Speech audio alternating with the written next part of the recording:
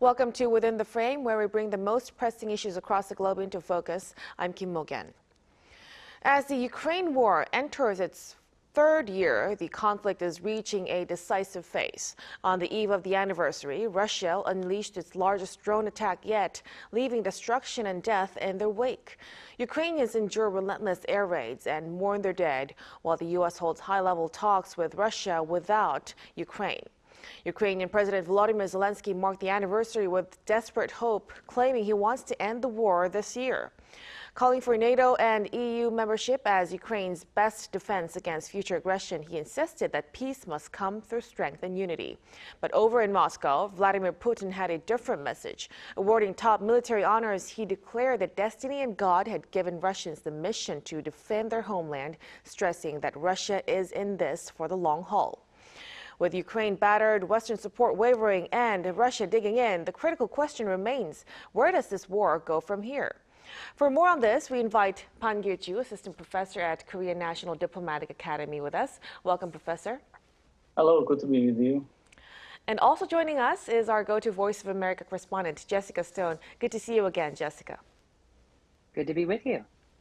So let's start with Jessica. The war, like I've said, has now entered its third year. How has the situation on the ground evolved over the past year, and what are the key developments leading up to today? Well, it's essentially a military stalemate. In 2024 alone, 43,000 Ukrainians were killed, and according to a BBC estimate, 95,000 Russian troops were killed. And we're not counting civilians here, right? We're counting troops. People are really tired in the United States of supporting this war. They were very supportive at the beginning, but now that support is beginning to wane, especially on the right.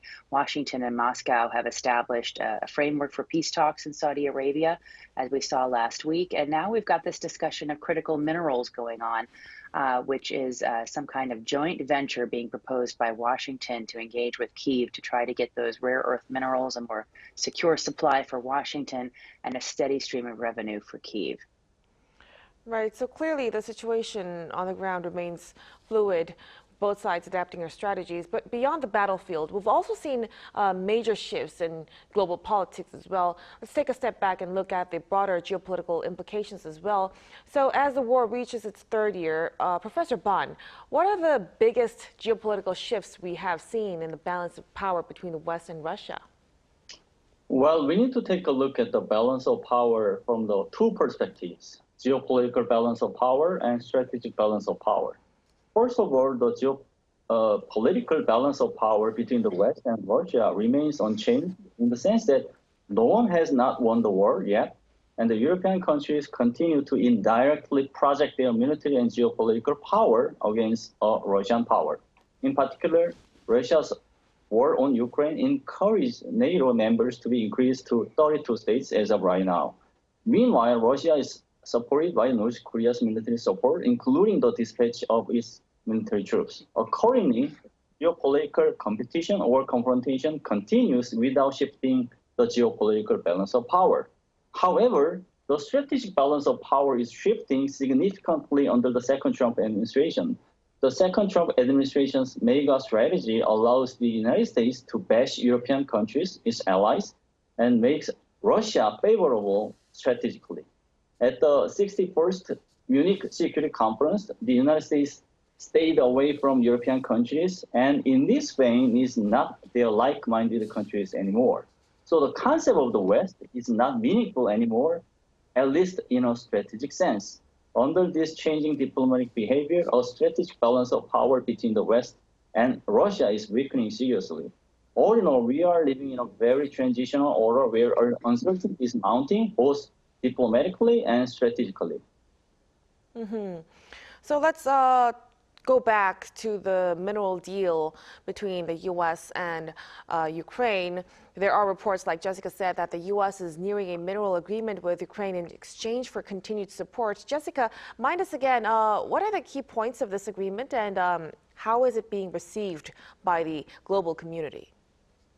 Well, we don't know all the specifics yet. It's basically a joint venture being proposed by Washington, and whether it's a 50-50 split or as we heard over the weekend, the U.S. wants 100% of the control. It's not clear where they will land, but they are discussing some sort of deal that would allow the U.S. to help pay for part of the development of these rare earth minerals, which would in turn help Kyiv recover economically and give the U.S. a very vested interest in the safety and security of the of Ukraine. And of course, this doesn't come explicitly with troops on the ground or a security guarantee, but implicit there, according to Mike Waltz, the national security advisor, in a podcast, he says this is, quote, the best security guarantee Ukraine could ask for. But of course, Ukraine wants to hear about a physical security guarantee, weapons, peacekeepers,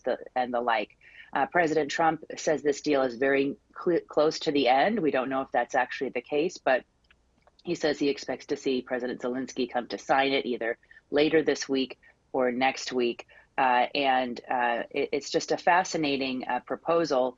Of course, it will have to be agreed to by the legislature in Ukraine before it can move forward. Right. So if this deal, if it gets finalized, it would definitely reshape Ukraine's economic and strategic position. But as Jessica pointed out, there are growing concern about security, especially, since the current agreements do not include formal guarantees yet. So, Professor Ban, if Ukraine does not receive the security guarantees that it really seeks for, what kind of alternative strategies could it pursue to ensure its own defense? From the standpoint of Ukraine, it is not easy for Ukraine to adopt an alternative strategy because it retains historic lessons learned. Ukraine was historically confronted with a security dilemma where its negotiation to guarantee its security increased the long-term risk of war ending in failure for its security. In 1994, Ukraine signed the Budapest Memorandum with the United States, United Kingdom, and Russia, which is based on the trade-off between nuclear weapons and security guarantees. This memorandum failed to prevent Russia from annexing the Crimean Peninsula in 2014. To top it off, the annexation of the Crimean Peninsula increased military tension in the eastern region of Ukraine, which includes Donetsk and Luhansk. So, Ukraine again decided to sign the Minsk agreements with Russia. Despite these efforts to manage the crisis in 2022, Russia invaded Ukraine, which means agreements are fundamentally unfunctional against Russia's geopolitical ambition. In this sense, Ukraine in a situation where it cannot trust any security guarantees. Despite this fact, even security guarantees by the United States are rarely expected. This is a recurring security dilemma that Ukraine faces. The best scenario is that the United States directly provides a security guarantee by deploying American forces so that all parties can preserve on upcoming agreement. This option does not look feasible as of right now. So the second scenario is that the United States allows Ukraine to become a member of NATO, although the United States gradually stays away from NATO and Europe. What happens is that the United States doesn't like this option either. The third scenario is that Europe establishes its own defense forces and then they are dispatched to Ukraine as part of the effort for peacekeeping and deterrence. Under this scenario, a step for Ukraine to join the European Union can be facilitated. I don't think that other options than these three scenarios are not receivable to Ukraine because of its painful lessons learned from history. So it looks like a very tough situation for Ukraine. But on the bright side, the UN had recently introduced a resolution condemning Russia. But the United States did not co-sponsor it. Instead, Washington proposed its own resolution, framing the war as a conflict rather than an invasion. So what does this shift in language suggest about U.S. policy towards Ukraine, Jessica? What it suggests is that the U.S. is attempting to soften the language around the resolution because as they said yesterday during the UN Security Council vote, we all urge Security Council members to join the United States. We hear our European colleagues when they say they want a durable peace, but not at any cost. I would say rest assured that we too seek this durable peace. And we would remind these colleagues that this resolution is not a peace deal. It imposes no cost. Rather, this resolution represents the path to peace. So they are taking a different stance, not using the resolution to condemn Russia, softening the language around that, making clear that the end goal is a peace deal, not the condemnation of who's at fault, which is, of course, anathema to many in Europe, including the Ukrainians. They don't want to hear that there is no responsibility laid at Moscow's feet. But this is the approach that the Trump administration is taking. As you said, we saw Moscow and Washington on the same side of a vote that was passed unanimously to support Ukraine and condemn Russia's actions. And by contrast, we saw the U.S. draft pass unanimously in the UN Security Council, where, of course, Russia has a veto. So there is a realignment going on here globally in terms of how to end this war. And what the U.S. is doing hasn't been tried before, and it's not really something that the Europeans and the Ukrainians support, but we'll have to see if it can accomplish its goal. Mm-hmm.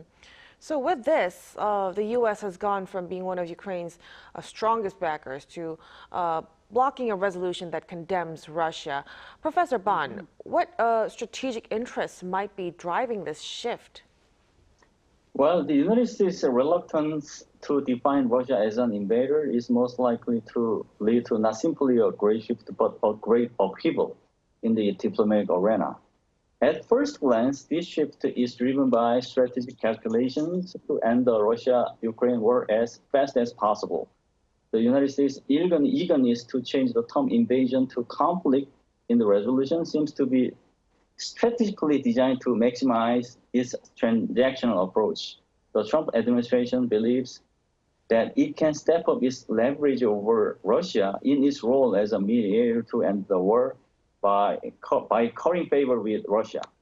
What worries me is that this approach is short-sighted and could help Russia step up its leverage over the United States and the West, not the other way around. So, if so, what challenges are ahead of us? Well, to begin with, this unprecedented posture of the United States could serve as a driver to neutralize a concept of like-minded country coordination.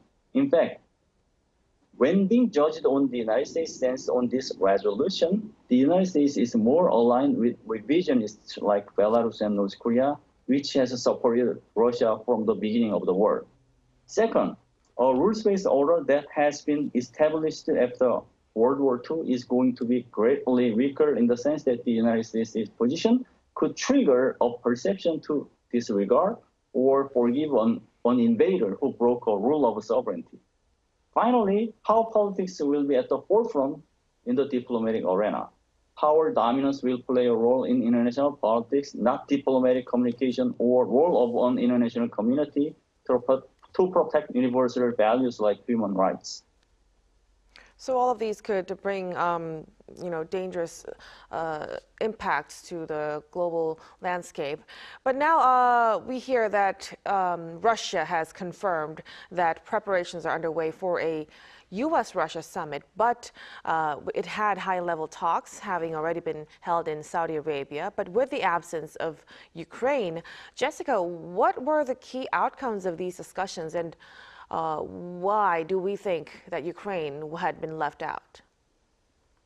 Well, this is really a reframing of how to reach peace, right? It's similar, some in the Trump administration would say, to how Nixon approached China in the 70s. The Secretary of State, Marco Rubio, gave an interview to an independent journalist, Catherine Herridge, and said the biggest outcome is that the U.S. and Moscow are talking, that their embassies are going to be restored, that there's a regular conversation going on. He claims that there was no conversation for 3.5 years at high levels, and that you can't reach a peace deal without having open lines of communications. And both countries have now also committed to getting negotiators for a group to work out an end to the Ukraine war. Rubio says it's not clear one way or another whether Moscow will engage in a peace deal, and that what this process is for is to determine that.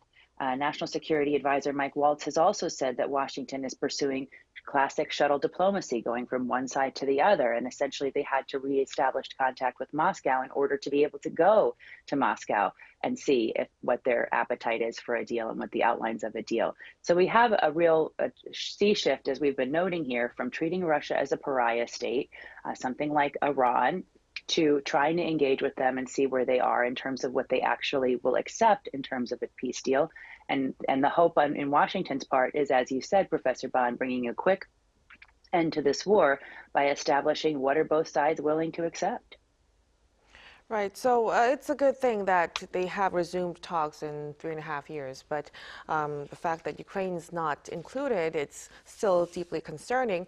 Well, some analysts are even comparing this current situation to the 1938 Munich Agreement, where major powers negotiated over a small nation's fate without its participation. Do you see parallels, Professor Bond? And if so, what are the risks?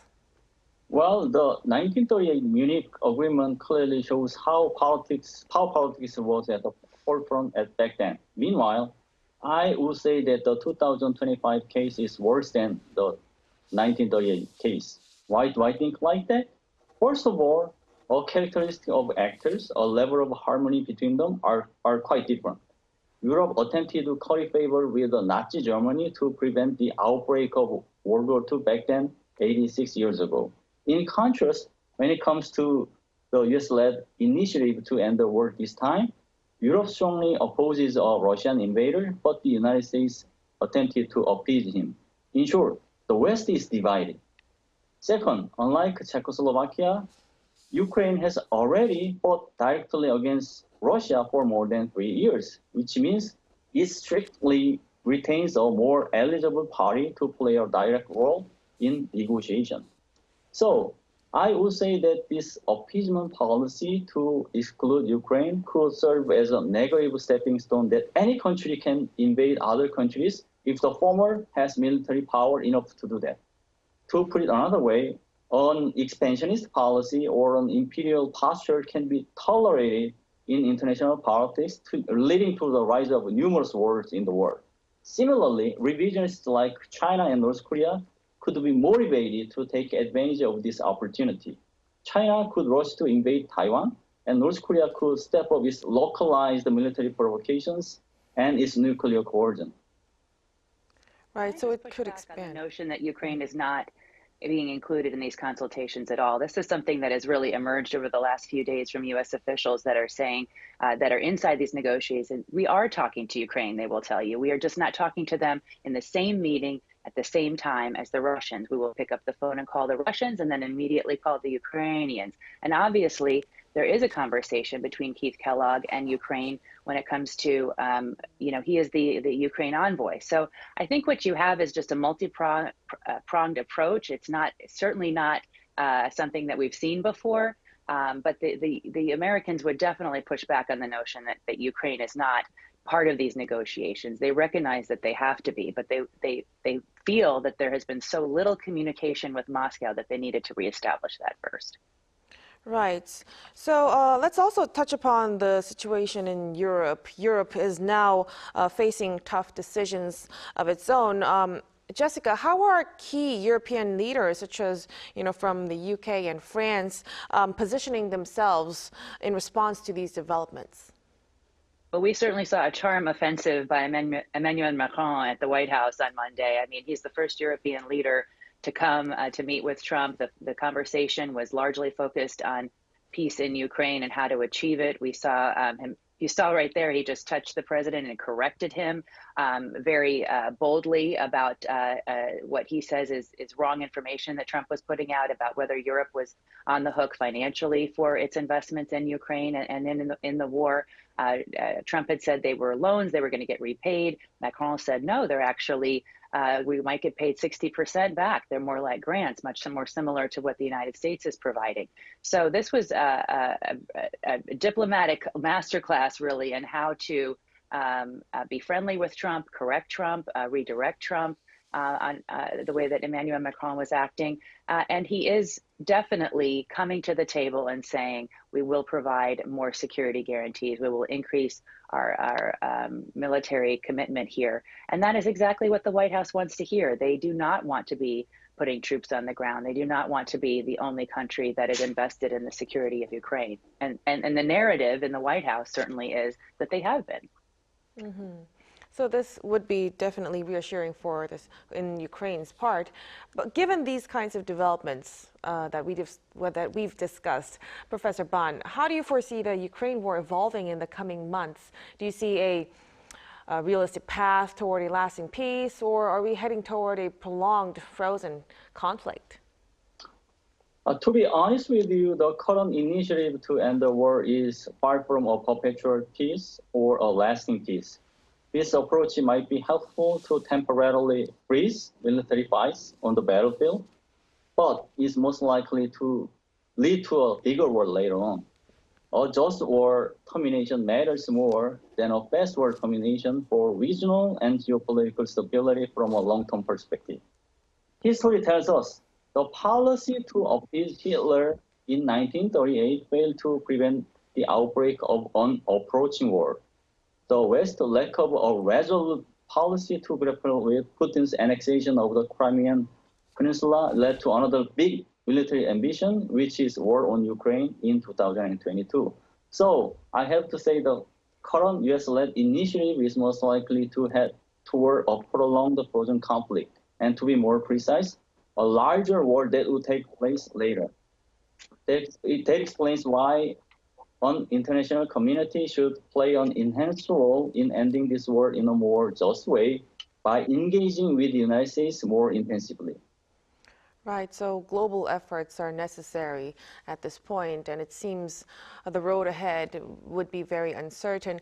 But we'll have to see how evolving geopolitical landscape and shifting alliances and ongoing military struggles will continue to shape the future of this conflict. But for now, we'll have to leave our discussion right here. Thank you so much for joining us and giving us your insights, Professor Ban. Thanks for having me. And of course, our Jessica. Good to be with you. And that'll be all from us on Within the Frame. Be sure to tune in next time as we continue to explore the stories that matter. Until then, stay informed and engaged.